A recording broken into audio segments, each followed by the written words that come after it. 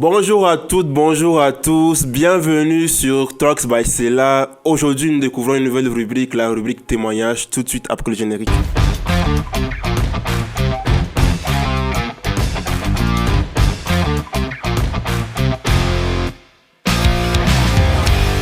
Alors aujourd'hui, nous recevons une sœur en Christ qui va nous parler de sa rencontre avec le Seigneur, de la fidélité de Dieu, mais aussi de cette phase de doute par laquelle nous passons tous lorsque nous recevons une prophétie du Seigneur qui tarde. Et ben aujourd'hui, elle va nous parler de comment est-ce qu'elle a attendu le Seigneur, comment est-ce qu'elle a demeuré et elle a pu voir l'accomplissement de cette prophétie. Alors bonjour Émilie, Bonjour Rudy, bienvenue sur ce plateau de Talks by Sela. Nous sommes ravis de t'avoir avec nous aujourd'hui. tout le plaisir est pour moi. Alors comment vas-tu, dis-moi? Je vais très bien par la grâce de Dieu et toi? Ah, je vais très bien également, Dieu merci. Alors dis-moi un peu comment tu te sens, comment tu appréhendes un peu cette petite session de témoignage. Je suis un peu excitée et impatiente de partager mon témoignage. Donc voilà. D'accord, très bien. Bah, Émilie, moi je te connais parce qu'on est de la même église locale, du coup on est frères et sœurs, mais je vais te laisser quelques secondes pour te présenter pour nos auditeurs, pour qu'ils puissent savoir qui tu es simplement. Ok, pas de souci. Alors moi c'est Émilie, j'ai 21 ans. Je suis étudiante en première année de cycle ingénieur, option multimédia et télécommunications. Et je suis en France depuis maintenant un an. Alors, très bien, très bien. Et tu peux me dire depuis combien d'années est-ce que tu es dans le Seigneur ou depuis combien d'années est-ce que tu as rencontré le Seigneur? Combien d'années je suis dans le Seigneur? Je suis née dans une famille chrétienne, donc je peux dire que j'ai toujours baigné dans cette atmosphère-là, connaître le Seigneur, savoir que Jésus est mort à la croix pour mes péchés, mais ma rencontre avec le Seigneur date de mon année de passage de CM2 en 6e, donc en 2014, où je suis tombée malade. J'ai attrapé la varicelle. C'est une maladie pour laquelle on ne fait pas souvent de prévention. Donc quand c'est arrivé, je me suis trouvée un peu au dépourvu. Et avec les pustules qui apparaissaient, je me grattais souvent. Mais là, comme tu peux le constater, je n'ai pas de taches, je n'ai pas de marques qui soient restées après ma guérison.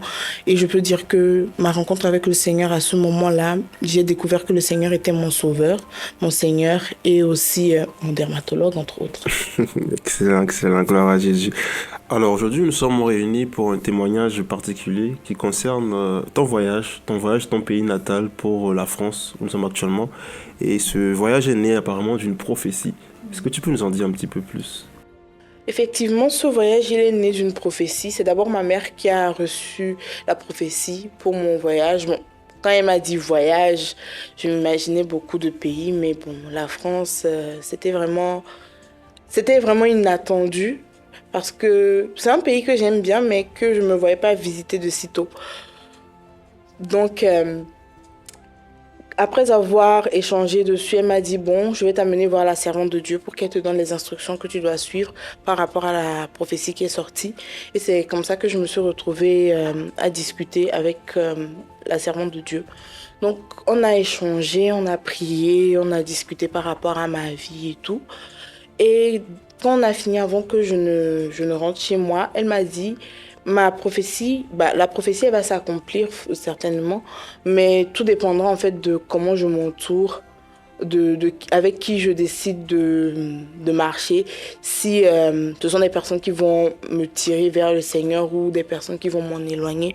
Donc il faut vraiment que je fasse attention à mon entourage. Non, c'est-à-dire ton entourage avant ton départ ou une fois arrivé sur place? Je pense que c'est un peu des deux, avant et après, parce que les conditions dans lesquelles je me retrouvais, au fur et à mesure, tu comprendras, mais les conditions dans lesquelles je me suis retrouvée avant le voyage, ce n'était pas vraiment propice. J'étais pas vraiment dans l'optique de c'est un voyage qui va être décisif pour ma vie et tout. C'est quelque chose qui concerne mes études, mais c'était vraiment, la prophétie elle est sortie, il faut que je voyage, quoi.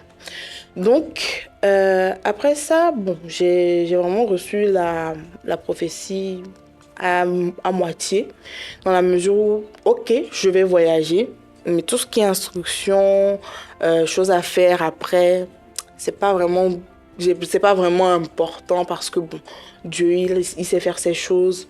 Donc, si il a dit que je vais voyager, c'est que je vais voyager et que lui, il va mettre tout en œuvre pour que je voyage. Donc, j'ai pas vraiment à fournir d'efforts. Donc, j'ai pas vraiment pris cette partie-là à cœur. Et j'ai vraiment vécu ma vie comme j'avais l'habitude de la vivre. Surtout qu'à cette période-là, j'étais dans une phase où j'étais vraiment en rébellion. C'était ma phase de rébellion un peu. J'ai eu cette envie-là de ne pas suivre tout ce que les personnes qui étaient au-dessus de moi me Contre disaient. l'autorité. Voilà, tout à fait. Et donc, je vivais ma vie et tout, sauf que bon, la date pour la rentrée se rapprochait et le visa, il n'était toujours pas sorti. Il y avait des choses qui commençaient à se compliquer, à s'entremêler. Mais je me suis encore dit, bof, ça va le faire, il n'y a pas de souci et tout. Sauf que bon, quand les cours ont commencé et que j'étais toujours dans mon pays, c'est là que ça a commencé à faire, tu vas quand même pas perdre une année pour ça. Ça a commencé à t'inquiéter. Tout à fait. Et j'ai commencé à prier. Mais des prières ferventes, mais pas pour les bonnes raisons, malheureusement. Je priais pour que le Seigneur facilite mon dossier, pour que je puisse avoir mon visa, pour que je puisse partir. Mais je ne priais pas je ne le cherchais pas lui, en fait. Ce verset-là qui dit « Fais de l'éternel tes délices et te donnera ce que ton cœur désire ». À ce moment-là, j'étais vraiment pas là-dessus. Seigneur, tu as dit que tu vas faire ça. Pourquoi tu ne le fais pas? Et j'allais dans la prière, moins pour demander, plus pour reprocher à Dieu de ne pas faire les choses selon mon timing. Donc, le temps passait. Et à un moment, je suis vraiment tombée malade. J'ai fait 2 semaines à l'hôpital, 1 semaine sous perfusion. Et même après les 2 semaines à l'hôpital, je suis restée 1 semaine à la maison. C'est vraiment une période où je me sentais faible, je me sentais inutile. Et même pour me nourrir, j'avais besoin qu'on me nourrisse à la cuillerée, à la béquille. Wow. Donc, c'était vraiment une période où j'avais pas l'habitude d'être aussi faible, d'être aussi relâchée. Je tombe très rarement malade. Et ce moment-là, ça m'a vraiment affaiblie. Ça m'a porté un coup vraiment... en fait, même maintenant, j'ai pas les mots pour expliquer ça, en fait. Sauf que bon, ma maladie, elle est tombée un peu mal parce qu'elle est tombée pile la semaine où j'avais mon rendez-vous pour la demande de visa. Ce qui a fait que pendant 3 semaines, j'étais en convalescence, je ne pouvais pas me déplacer pour ça. Est-ce que je t'ai dit que c'était une attaque spirituelle du coup un truc qui voulait t'empêcher de voyager? Sur le moment, je ne me suis pas dit ça. Je m'étais dit que bof, ce sont des choses qui arrivent. Parce qu'à ce moment-là, en fait, je voyais toujours pas le côté spirituel de la chose, tu vois. J'étais vraiment dans cette optique-là il faut que je voyage, je dois voyager, donc tout le reste, ce qui était attaque spirituelle et tout ça. En plus, j'étais incrédule, donc je me disais que non, c'est des choses qui arrivent aux autres et pas à moi, quoi. Donc après ça, ma mère, elle était vraiment en pétard parce que bon, sa fille ne voyage pas. Elle, tout de suite, elle est partie. On attaque sa fille sur le plan spirituel. Donc, ma mère a commencé à faire des séances de jeûne et de prière. Je n'ai jamais vu autant investi. Oh, bénis le Seigneur pour nos mamans. Effectivement. Je bénis le Seigneur pour ma mère parce qu'à cette période-là, elle m'a aidé à me rapprocher du Seigneur. Donc, au fur et à mesure que les jours passaient, on a quitté le mois d'août. Je suis tombée malade en août. Donc, le mois d'août, le mois de septembre, le mois d'octobre, je n'avais toujours pas de retour du consulat. J'avais finalement pu faire ma demande, mais bon, mon dossier était là-bas depuis maintenant 1 mois. Pas de réponse. L'école aussi ne me faisait pas de retour par rapport à ma dérogation pour la rentrée tardive. Et j'étais vraiment un peu une boule de nerfs. Donc, mi-octobre, l'école m'envoie finalement une réponse. Avec le temps qui s'est écoulé entre la rentrée et les cours, les cours ont débuté en août, on est en octobre, ça fait pratiquement 2 mois. Je n'étais pas là, donc il faut rattraper le retour et le retard et tout. Ça fait beaucoup de choses à rattraper pour une personne qui vient de sortir de convalescence. Donc, au mieux, tu ne reviens pas. Et en plus, vis-à-vis des autorités françaises, faire venir une enfant qui a déjà raté la moitié du premier semestre, Pour eux, c'était un peu l'échec assuré, quoi. Donc, mieux tu ne viens pas. L'école m'ayant refusé la rentrée tardive, le consulat m'a donné une réponse négative. Donc, je me suis pris encore un énième refus pour ma demande de visa. Est-ce que tout ça t'a un peu conforté dans ta rébellion par laquelle tu passais, ta rébellion contre Dieu? Non, je pense Pourquoi est-ce qu'il ne le que fait pas? Pourquoi? à ce moment-là, il y a quelque chose qui s'est cassé en moi. Je me suis dit non. Si après même si après les prières de ma mère, parce que laissons de côté mes prières hypocrites, si après les prières de ma mère, les choses ça s'est passé comme ça, c'est que quelque part dans la ligne, Il y a un j'ai une part problème. de responsabilité, quoi. Donc, à ce moment, quand j'ai eu mon refus, je me souviens, c'était un vendredi, je suis rentrée chez moi, j'ai pleuré. Mais j'ai pleuré, j'ai reçu mon refus, il était 15h, ma mère est rentrée à 17h30 à la maison, je pleurais toujours. Wow. J'ai vraiment pleuré, j'étais en larmes, en mode Seigneur, pourquoi est-ce que tu m'as abandonnée? Pourquoi est-ce que ça se passe comme ça? Tu as dit que je devais voyager, alors pourquoi est-ce que les choses ne se passent pas comme je voulais qu'elles se passent? Et à la base, tu ne voulais pas voyager. Dis-toi que c'est très, Ironique. très ironique. Quand j'ai pleuré, quand ma mère elle est rentrée, elle m'a vue en larmes, elle m'a dit, c'est pas la peine de pleurer, Dieu sait ce qu'il fait, mets ta confiance en l'Éternel. Sauf que sur le moment, je me suis dit, mais non, la prophétie, elle vient de lui, pourquoi est-ce que les choses se sont passées comme ça? Et le dimanche qui a suivi, je suis allée à l'église, le pasteur prêchait sur le temps de Dieu. Donc il prêchait dans Ecclésiaste 3 et les versets qui m'ont marqué, ce sont les versets 1 et les versets 11 qui disent qu'il y a un temps pour toutes choses sous les cieux et que le temps de Dieu est le meilleur. À ce moment-là, je me suis dit non. Émilie, même si tu pleures, tu fais tout ce que tu veux. Peut-être que le moment où toi tu veux voyager, là maintenant, mais est-ce que déjà tu es prête pour voyager? Est-ce que c'est à ce moment-là que Dieu veut que tu partes? Et c'est là que je me suis rendu compte, en me remémorant les paroles de la servante de Dieu, je me suis rendu compte qu'en fait, elle m'a dit que j'allais voyager à la fin de l'année, mais elle n'a jamais précisé quelle année. Et je me suis dit, bon, Seigneur, à ce stade, c'est déjà foutu pour foutu, donc je te laisse faire ce que tu sais faire. Tu sais mieux que quiconque ce que tu veux faire avec moi. Là, tu t'es abandonné, tu as lâché Donc prise. j'ai vraiment lâché prise et à ce moment-là, en fait, je me suis dit, bon, j'ai commencé à m'intéresser au Seigneur de manière désintéressée, mais là, reprenons tout depuis le départ. Reconstruis ta relation petit à petit. Et j'ai commencé à marcher. Ma fin d'année 2023 et toute l'année 2024, je marchais avec le psaume 37, verset 5 qui dit « Recommande ton sort à l'Éternel, mets en lui ta confiance et il interviendra dans ta situation. » D'accord, c'est-à-dire tu marchais avec, c'est-à-dire chaque fois que tu priais, chaque fois que tu doutais, parce que ça arrive d'hésiter, de douter, chaque fois que tu doutais, tu t'en rappelais, c'est ça? Oui, en fait, cette parole-là, elle est devenue mon mantra pour toute l'année 2024 et j'ai vraiment vu en fait l'accomplissement de cette parole-là. Donc jusqu'à maintenant, tout ce que je peux dire, c'est le Seigneur, il est fidèle. Amen. Quoi qu'on dise, quoi qu'on fasse, tant qu'on suit ce qu'il veut de nous, tant qu'on le suit lui et qu'on s'approche de lui, pas de manière intéressée, mais seulement pour le chercher lui, tout viendra parce que lui, il sait faire ses choses.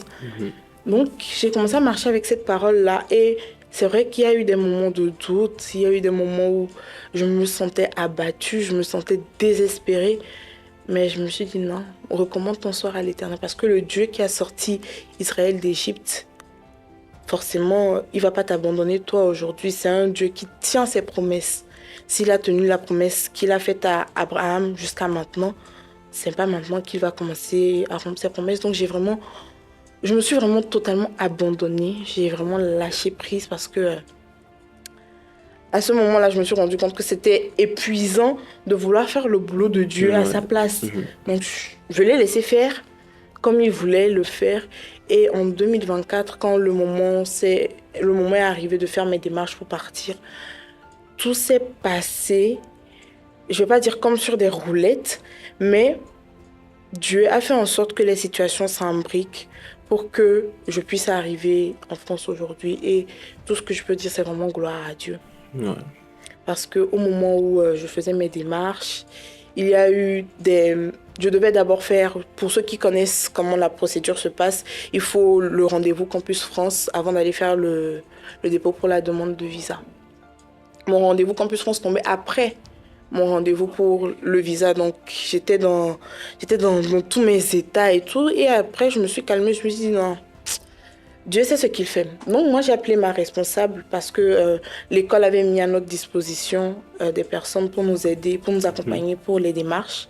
Et j'ai appelé ma responsable pédagogique pour lui dire que, ah voilà, j'ai mon rendez-vous à Capago, donc l'institution pour faire la demande de visa, qui est tel jour. Mais mon rendez-vous Campus France passe après, sauf que l'API est un document obligatoire. Elle m'a dit, bon, moi j'ai des contacts là-bas, j'ai une amie qui a repris les rênes. Laisse-moi l'appeler pour voir ce que je peux faire pour toi. Je me suis dit, ok. Pendant ce temps, moi je contacte Capago pour voir si ils peuvent décaler mon rendez-vous sur une autre date au cas où sa solution ne fonctionne pas. Et même pas 30 minutes après, elle me rappelle, me dit, bon, j'ai réussi à faire en sorte qu'on décale ton rendez-vous sur le 22 juillet. Wow. Mon rendez-vous, il était vers le 29 juillet. Et elle a réussi à me faire décaler ça vers le 22. Wow. Donc maintenant, il fallait juste que Capago me donne ma réponse et tout. Sauf que bon, après, vu que le 22, c'était bien avant mon rendez-vous à Capago, donc je me suis dit, ok, ça va, ça peut aller. Donc, j'ai préparé tous mes documents. Je suis allée à Campus France. J'ai fait mon entretien. Et je suis sortie de l'entretien à 11h30. À 14h30, j'avais mon API. Wow. Je me suis dit, bon, normalement, ça prend du temps. Il faut minimum 24 heures. Mais si de 11h30 à 14h30, j'ai pu avoir mon API, c'est que vraiment, Dieu a sa main dans mon histoire. Donc, j'ai continué. Et à un moment, en fait, il n'y avait plus de créneaux disponibles à Capago. Donc, ils m'avaient contacté pour me dire que mon rendez-vous était décalé jusqu'au 14 août. Et je me suis dit, jusqu'au 14 août, c'est assez loin. Ma rentrée, c'est 2 semaines après. Donc, ça va être un peu serré de jongler les deux. Mais je me suis dit, bon, ok, si c'est le créneau qui est le plus probable, ok, il n'y a pas de souci. Sauf que le lendemain matin, j'étais partie voir une amie et le secrétariat de Capago m'appelle pour me dire que voilà, on a réussi à trouver un créneau. Si vous pouvez venir là maintenant, vous devez venir avant midi pour votre rendez-vous, pour faire votre dépôt de dossier. J'étais très loin de chez moi, j'avais pas mes documents sous la main, j'avais rien du tout. Et j'ai appelé ma mère, je lui ai dit, maman, là, Capago m'a appelé pour que je vienne faire mon dépôt, mais j'ai pas les documents avec moi, je fais comment? Elle me dit, ok, toi vas-y, je te rejoins là-bas et je te remets les documents. Quand il faut bénir le Seigneur pour nos mamans, vraiment. Je bénis Dieu pour la vie de cette femme parce que, waouh. Donc je suis arrivée à Capago, il était 11h30, j'attendais ma mère, elle était coincée dans les bouchons parce qu'elle devait quitter le boulot, aller à la maison, récupérer les documents et me les apporter. Sauf qu'elle arrive à la maison et le placard dans lequel j'ai rangé les documents, elle ne les trouve pas. Elle ne trouve rien du tout. Le placard, il est vide. Elle me dit, tu es sûre que tu n'es pas partie avec? Sauf que bon, j'avais un sac en bandoulière, donc la chemise qui contenait le document ne pouvait pas rentrer à l'intérieur. Et je me suis dit, non, je n'ai pas déplacé ça. Ça fait 2 semaines que ce truc est là-bas. Pourquoi est-ce que je ne retrouve pas ça? Sauf que bon, j'avais eu le réflexe de numériser tout. Donc, je leur ai demandé si je pouvais envoyer les documents par mail. Ils m'ont dit, ok, il n'y a pas de souci. Donc, j'ai envoyé tous les documents. Sauf qu'au niveau de l'AVI, il y a un papier spécial pour la caution sur lequel je devais imprimer. Ils ne pouvaient pas l'imprimer chez eux. Donc, j'ai encore repris la route. Je suis allée à l'agence où j'ai fait mon AVI. J'ai fait imprimer le papier. Je suis revenue. Je leur ai remis, j'ai fait mon dépôt. Et le lendemain, je devais voyager. Donc, j'ai fait le dépôt. Je suis partie. Je suis rentrée chez moi. J'ai prié. J'ai dit, Seigneur, voilà, toi, tu as fait les choses selon le temps que tu voulais. Moi, maintenant, je ne vais plus m'inquiéter pour ça. Je remets tout entre tes mains. Et je devais aller à l'intérieur du pays pour voir de la famille, pour des raisons familiales. Wow. Donc, je suis partie. J'ai fait mon dépôt un mardi. Le vendredi de la même semaine, on m'appelle pour me dire que mon visa, il est déjà sorti. Wow.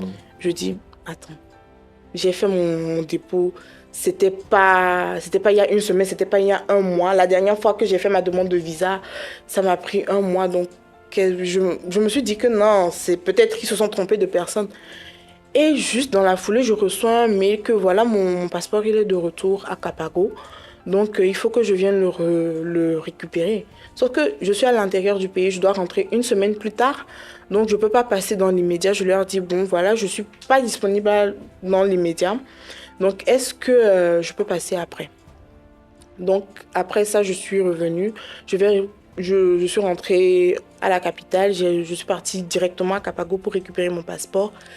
Et qu'est-ce que je vois? Je vois que j'ai eu une réponse favorable pour mon visa. Wow, En même pas 3 jours, Dieu, il a réglé ma situation. Il a fait en sorte que je puisse avoir mon billet d'avion. Et la semaine qui a suivi, j'ai voyagé, je suis arrivée en France tout simplement. Wow. Et jusqu'à maintenant, en fait, je ne cesse de voir la main de Dieu dans ma vie. Et s'il y a quelque chose que je peux rajouter, c'est vraiment Dieu, il est fidèle, il tient ses promesses.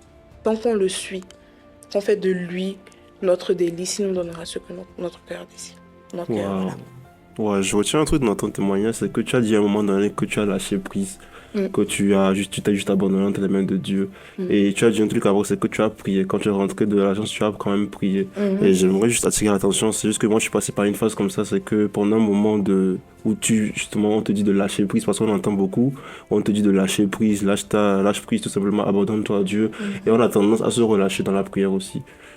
Toi, dans ta situation, est-ce que tu continues à prier pour ce sujet? Est-ce que tu continues à venir devant Dieu avec cela où tu as arrêté complètement de prier? À ce moment-là, je priais, oui, j'avais continué à prier, mais je ne priais plus pour ce sujet-là. Parce que je me disais que Seigneur, si c'est dans ta volonté, c'est que forcément tu vas le faire. Moi, je mets ma confiance en toi et je te laisse agir dans ma vie. Donc, quand je dis que j'ai lâché prise par rapport à ce sujet-là, c'est vraiment que j'ai vraiment l'habitude de tout contrôler, de tout vérifier au millimètre près. Mais à ce moment-là, c'était la situation de ma vie qui ne m'inquiétait pas. Je n'avais pas de soucis par rapport à ça. Quand il s'agissait de cette situation-là, en fait, il y avait une paix qui m'envahissait. Et jusqu'à maintenant, je sais que quoi qu'il arrive dans ma vie, quoi qu'il se passe, la paix de l'Éternel est en moi. Donc, je lâche vraiment. C'est pas facile tous les jours. Je dis pas que c'est un truc qui se fait en un claquement de doigts, non. Mais quand tu prends la décision, quand tu fais le choix de lâcher prise, de laisser tout entre les mains du Seigneur, il te donnera bien plus que ce que tu attends. Il te donnera ce que tu attends, oui, mais bien plus encore. Amen. Amen. Amen. Amen. Bien-aimés, nous espérons que vous avez été bénis par ce temps de témoignage. Mais on va juste prendre le temps pour finir, Émilie, d'incliner la tête et juste prier afin de sceller ce témoignage et mais tout simplement de recommander toute personne qui visionne cette vidéo, qui est passée ou qui passe par cette même situation entre les mains de Dieu, tout simplement. Abba Père, nous te rendons grâce, nous te bénissons pour la vie d'Émilie. Merci pour ce témoignage que tu lui as donné, Père. Tu nous dis qu'ils ont vaincu à cause du sang de l'agneau, de la puissance de leur témoignage, Père. Nous déclarons son témoignage scellé dans le sang de Jésus-Christ et attesté, Père. Et nous te recommandons toutes ces personnes qui nous écoutent à travers le monde. Nous prions toute personne dans cette situation, dans cette demande, en entendant cette réponse à sa demande de visa. Nous prions dans le nom de Jésus-Christ, Père, selon ta volonté, qu'il soit fait selon ta volonté, toujours, Seigneur, selon ta volonté, que ces personnes obtiennent une réponse favorable, Seigneur, dans le nom de Jésus. Nous donnons toute la gloire avec action de grâce. Nous croyons que tu le fais. C'est dans le nom de Jésus-Christ que nous avons prié. Amen. Amen. Amen. Bien-aimés, nous sommes arrivés à la fin de cette session de témoignage. Nous espérons que ce format vous a plu et tout simplement n'hésitez pas à nous le dire en commentaire ou à lâcher un like également pour nous encourager et on se retrouve très bientôt pour un prochain témoignage sur C'est la podcast. Peace.